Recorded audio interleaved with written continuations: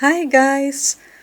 I have been often asked how do I grow orchids in Finland during our cold and dark winters, so I decided to share with you some tips to growing orchids in cold countries. So if you live in the north, this will be very helpful for you, especially if you want to grow cattleyas and vandas that need more light and humidity. Because our winters are cold, we have central heating, and this makes the air dry, and also the sun rises so late in the morning, and it sets so early in the afternoon, and we really need artificial lighting and everything. And of course, we need the fans for providing extra ventilation. So there are some things that are important to consider besides just placing the orchids in front of a window. The first thing here is to wash your windows. I measure it and you get a good 500 luxes extra light for your orchids if your windows are clean. So you have to start with that. Here are my orchids indoors, and I grow them under lights, and you will understand why when you see this footage I made of my orchids during the last winter. When it's cloudy and snowing, not much light comes through the windows, so without artificial light it will be quite dark for the orchids. So let's talk about light a bit first, and what kind of lamps to choose. The color temperature of light sources is measured with the Kelvin scale. Lamp bulbs leaning towards the blue spectrum, 6,000 to 6,500 Kelvin, promote vegetative growth, and warm bulbs, about 3,000 Kelvins, they promote blooming. So what you need is to provide for your orchids a combination of these, such that the light spectrum will be optimal for best growing and blooming too.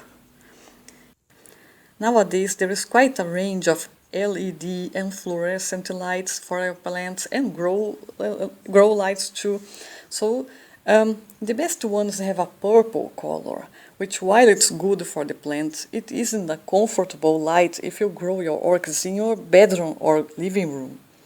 A cheaper and more pleasant combination to the eyes that will cover also all the orchid's needs is to combine fluorescent bulbs leaning towards the blue spectrum, what we call cold white, and the warmer bulbs, we call them warm white. A suitable white bulb can be around 3200 kelvins and warm white around 4200 kelvins or more. And this is what I have here. If you use fluorescent lights, remember you need to hang them close to the plants, about 30 to 40 centimeters about the top of our plants. That's about 1 foot, because otherwise most of the light will go to waste. The light strength diminishes the further away the lamp is. Because I want to optimize my space and I hang some of my orchids, I needed to install lamps for the table and also lamps for the hanging orchids. This has worked quite well for my plants, and as you have seen from my other videos, they have grown well and they bloom beautifully. This topic of light for orchids is a very extensive one, and there are lots of different kinds of lamps and things to consider, so I'm not going to give more in-depth information here. It would take just too much time. So I'll add in the description of this video 2 links to very good sources on the matter. One is in English and the other one is in Finnish, so if you are interested, go and check them out. So I'm sharing with you some of my techniques to growing orchids indoors. Let's start from the bottom. And the first thing I have is a heating pad. This heating mat is, I place it under my humidity trays, such that it will keep the water warm, and this will make sure the water evaporates more and the humidity will be higher than if I didn't have this heating mat. Also, these heating mats, they go off during the night because I have some timers on. So this will also influence in the temperature because the plants need a drop of temperature during the night. I have these lamps hanging there, so I have we have the humidity trays here at the bottom and some plants hanging there. Here you can see the humidity trays, and inside them I have some rubber mats such that the pots will not touch the water inside. These are quite large. There is space for quite a lot of pots. This is a bit wet because I have just washed it. Let's show you first the heating pads. This is the kind that they sell in pet stores. It's meant for terrariums. So you put this below terrariums if you grow lizards or other animals. I chose this kind here that's long but not as wide as the humidity tray, so it will not heat too much. Here you can see. When I bought this, the guy at the store, he was used to selling this especially for orchid growers. Apparently, lots of us have bought them, and he advised me to buy one that's narrow, because if it was too large, I would need some sort of thermostat to turn it off if the temperature gets too high. But this is just enough. I have measured the temperature and it's quite good. So it's on during the whole day. And here you can see the humidity trays are above the heating mats, and I have then this rubber mat inside, and I will put water on it. And here are the lamps.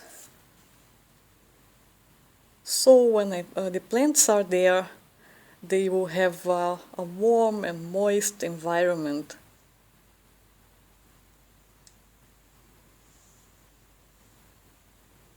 You can also do this by placing gravel stones or some other thing inside the humidity trays. I just prefer this because it's easier to clean. I have the lamps here, cold and warm fluorescent lights, adjusted so that the spectrum is good for the orchids. And I have a fan too, blowing air, because they really need also a good airflow.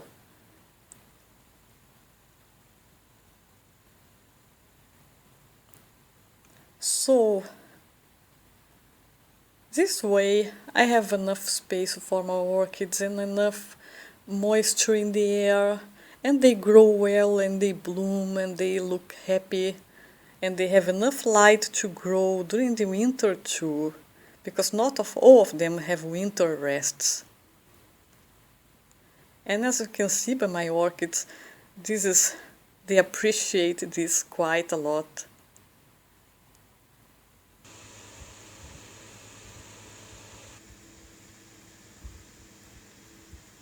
So, if you live in the north or in the south, or anywhere where it's too dark and cold in the winter, these things may help you. I hope you enjoyed this video, and I hope some of these tips will be useful to you.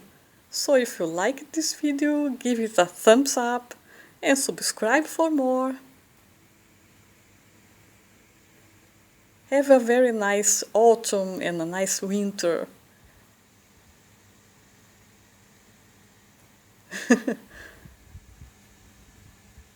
Bye bye.